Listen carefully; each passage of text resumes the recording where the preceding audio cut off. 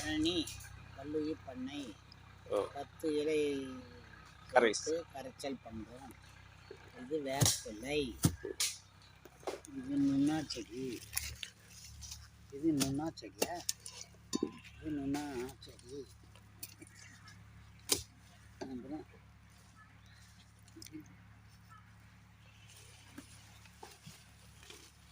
வாடாதோடை,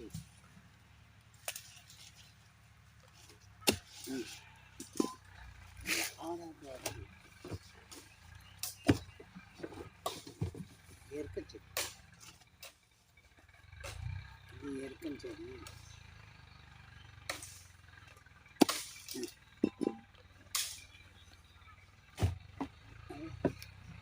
இது எதுக்குமா பயன்படுது?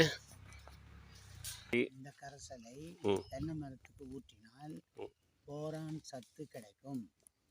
பூச்சி விரட்டியாக இதை பயன்படுத்தினால் நிலத்தில் பூச்சி விரட்டி போயிடும்.